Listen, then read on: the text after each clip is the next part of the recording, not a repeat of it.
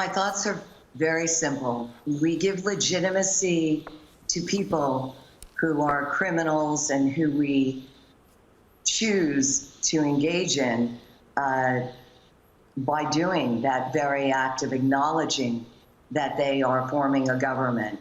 I think the strongest act that we can take and measure that we can take in opposition is simply to provide the least amount of media coverage to a group who has not only killed and maimed thousands and thousands of Afghanis and Americans, but other nations, peoples as well. We give them credibility by acknowledging them.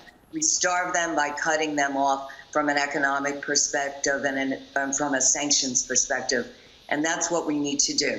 So even a discussion that legitimizes what the Conde and Barada and others who have reconstituted themselves and been let go out of jails in the last few years to reform in their victorious moment in their own minds, this government, we say no by ignoring it. We say yes and give legitimacy by acknowledging it and speaking to them.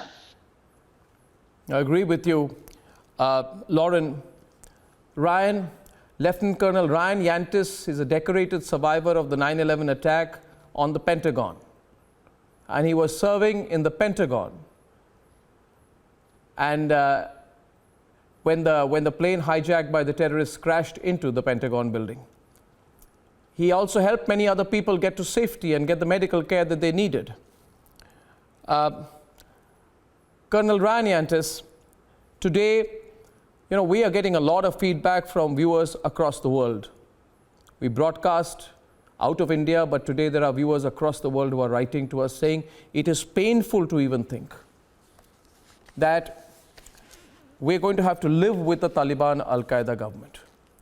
The American government is going around the entire world saying we have no choice, we have to live with them, we have to deal with them, and we have to give them an opportunity to turn over a new leaf. My personal view is, Colonel Yantis, that the Taliban will never turn over a new leaf. They are terrorists by nature, by intent, and by design, not by default.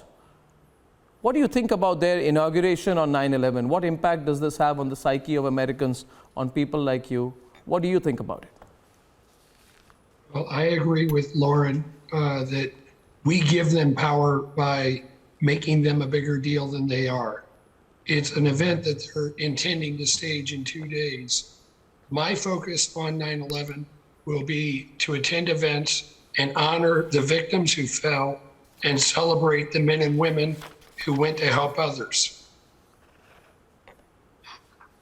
And as long as we focus on our strengths and our future and let the Taliban, frankly, take over a fractured country where they have women out in the street protesting for their rights, that's the best thing that's happening in Afghanistan today, is men and women pushing back, whether it's the resistance in the Northern Front in the Panjshir Valley or the women protesting in various cities.